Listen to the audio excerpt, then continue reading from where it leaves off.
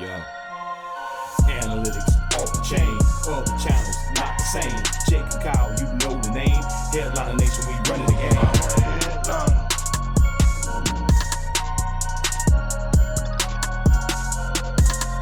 I'm a headliner.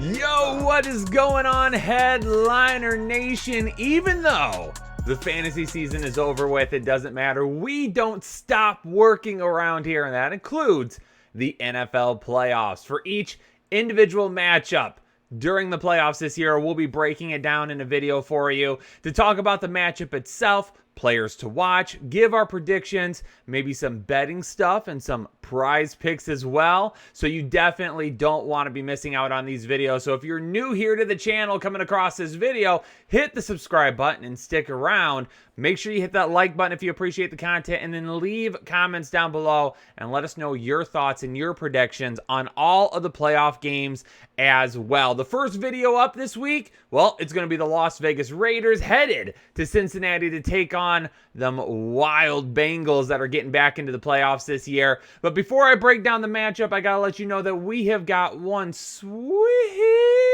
giveaway from our friends over at Pristine Auction. Now, you have got several ways to win, okay?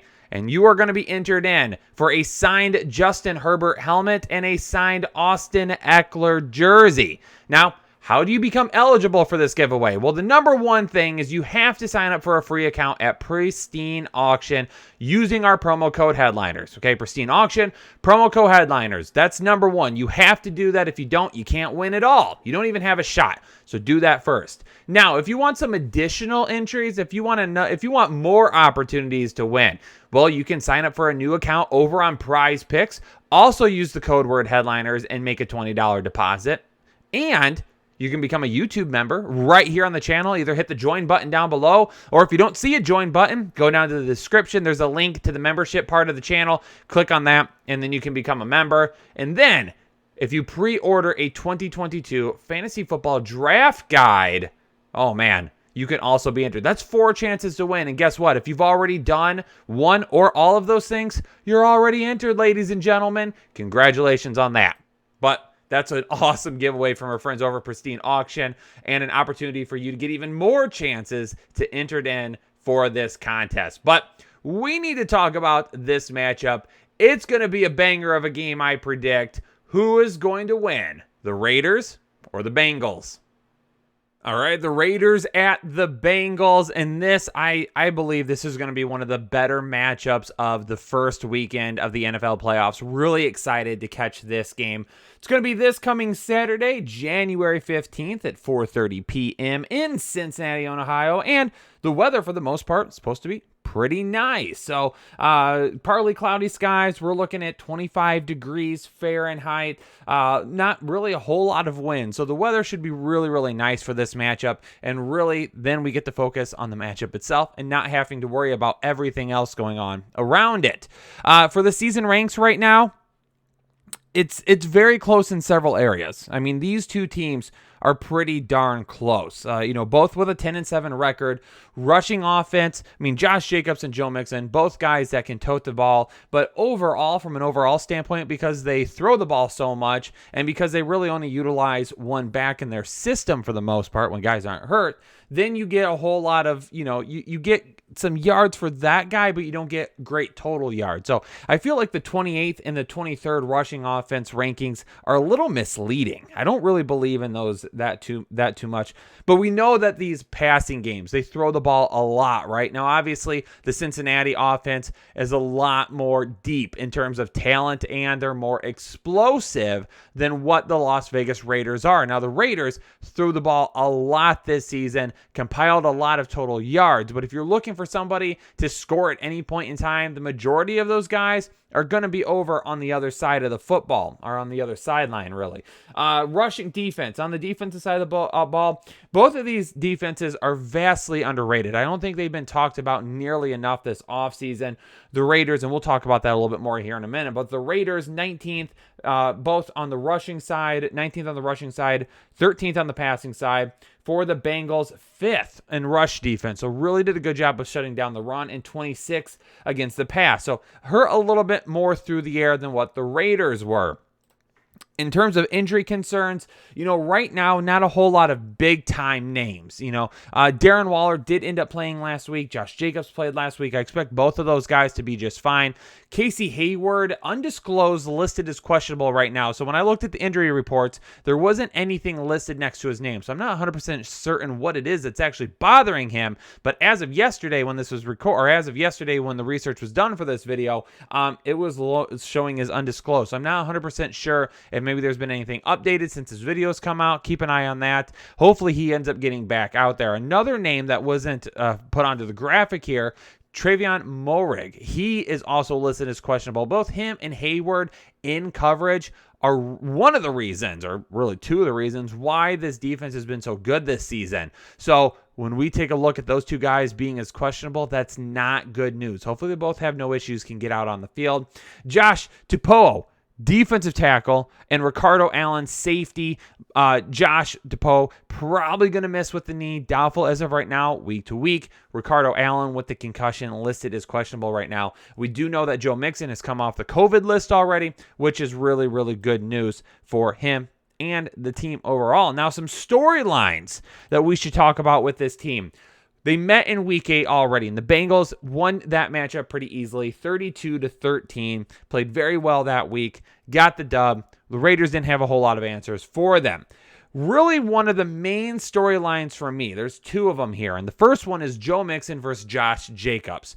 Really what these teams are going to try to do, even though they're going to be able to score all the time, they're not going to want to become too one-dimensional. They're going to want to make sure that they can run the football and run it effectively. That's going to be on Joe Mixon and Josh Jacobs to really help establish that, get positive yardage, find those holes, and hit some big plays. That is going to be a huge aspect to whoever wins this game being able to control the football. The defense is, like I said a minute ago, both vastly underrated for both of these teams. The last thing they're going to want to do is try to get into a shootout or get into an area where they're down by too much, having to throw the ball a lot. Control the ball, especially for the Raiders. Try to control the football. Keep it away from Joe Burrow and that offense as much as possible. Don't allow for those big explosive plays. Do not put yourself behind. If you do that, you're gonna run into problems. You don't want to get into a matchup where it's a back and forth affair, a gunslinging, air it out type affair. Both of these teams are going to want to play really solid defense and control the football on the ground. If they can do that, that's going to lead to a better opportunity for them to win the game. Now, the second part of this kind of storyline for me here is the Las Vegas pass rush. Are they going to be able to get to Joe Burrow? Because if you can do that, if you can get to Joe Burrow, make him feel a little bit uncomfortable in the pocket, that's going to take away some of those deeper plays. You're not just going to be able to hope that your secondary stays with Jamar Chase the entire time, and Jamar Chase doesn't go for big plays, right? You're not going to be able to hope. You're going to have to put pressure on Joe Burrow and make him get rid of the football. Don't let those big plays to happen. Play some defense to keep all those big plays in front of you. If Joe Burrow completes 70% of his passes, that's fine. But keep him within 10 yards of the line of scrimmage. Really make him use the check down, the short range options, getting the ball out fast to them. Keep any plays in front of you. Don't allow for the big plays and limit that damage, and you're going to have a really, really good opportunity to win the football game. So that Las Vegas pass rush, can they get to Joe Burrow, make him uncomfortable, make him move around, and check the ball down instead of sitting there and waiting for guys like T. Higgins and Jamar Chase to get open? Now, a couple of prize picks. So for those of you that wanted to play over on Prize Picks, again, I mentioned it at the start of the show, but you can head to Prize Picks, download their app, whatever, use their website, code word headliners, put $20 in, you're going to get that matched. and you're going to be entered into that giveaway as well. Two of my favorite ones that I like this week, currently listed over on Prize Picks. Ja'Marr Chase going under on the receiving yards. And I just mentioned a second ago why. That Las Vegas pass rush. Can they get to Joe Burrow, keep him out of the pocket, move him around a little bit, and don't let him just sit there and wait for Ja'Marr Chase to get open. Now, when these teams met back in Week 8, Ja'Marr Chase didn't have that good of a game. In fact, let me bring my stats up again here real quick. That's the wrong page. Ja'Marr Chase in that Week 8 matchup, it was Week 11 actually. So I counted the wrong week, I think. It was actually Week 11.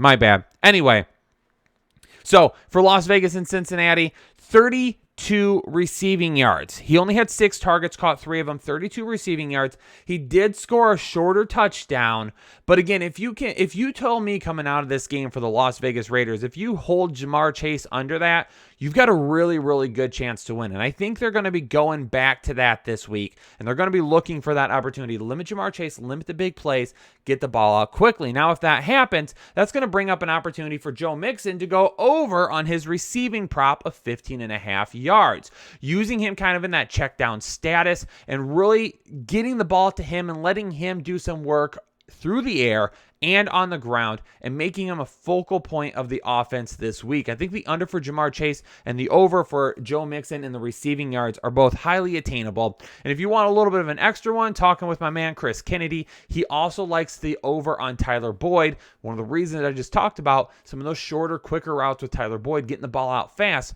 and allowing him to make some plays after the catch. Now, right now, Cincinnati is listed as a 5.5-point favorite, the over-under at 49. I am taking the under in this matchup. I'm going to take the under, and I am still going to take the Cincinnati Bengals to win this matchup. Now, one of the reasons that is,